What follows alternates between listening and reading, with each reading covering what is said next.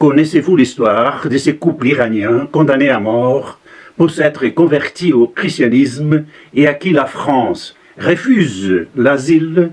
En 2 mots, je vous raconte cette histoire que vous pouvez lire dans Valeurs actuelles et sur d'autres sites d'information. Elle est révélatrice de la politique de 2 poids et 2 mesures français en matière d'accueil des immigrés. En 2017, Atta Fati Mahar Loé s'est marié à Somaye Haji Fogaz Ras. À la fin de la même année, le mari s'est converti au christianisme. Commence alors un véritable calvaire pour les couples. L'homme est renvoyé de son travail et dénoncé par son beau-père, qui est officier de renseignement et membre des milices de l'État iranien. Les couples se trouvent en grand danger.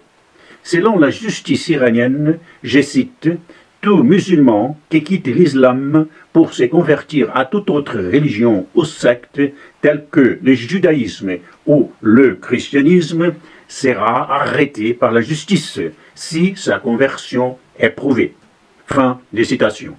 Le 1er novembre 2017, il est reconnu coupable d'apostat par la Cour de la Révolution islamique de la province de Fars. Condamné à mort, la justice le recherche alors pour l'exécuter. Dommage collatéral de cette condamnation, l'Iran annule le mariage et fait ainsi de Somaye une concubine illégitime qui plus est enceinte.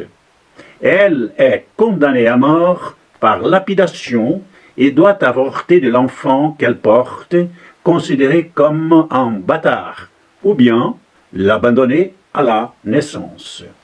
Les couples commencent alors sa fuite vers l'Europe. Aujourd'hui, Atta, 33 ans, et Somaye, 34 ans, ont trouvé refuge à Perpignan, mais la France refuse de leur accorder l'asile. Pourriez-vous m'aider à faire connaître ce scandale, s'il vous plaît? Diffusez la vidéo sur Facebook et envoyez-la à vos amis par email et par WhatsApp.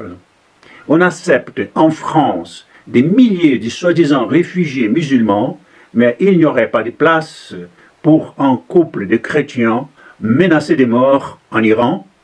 Autrefois, la France était réputée protéger les chrétiens d'Orient et appréciée pour cela, notamment au Liban. Qu'en est-il aujourd'hui? Récemment, sur France Inter, un appel aux dons pour les chrétiens d'Orient a même été censuré car la radio a jugé qu'il pourrait choquer la sensibilité des auditeurs. Quelle va être la suite? Quelles vont donc être les prochaines lâchetés pour ne pas offenser les islamistes présents sur notre sol? Ne plus enseigner sans lui et les croisades, retirer les noms des saints dans nos villages, interdire à nos cloches de sonner, ça suffit.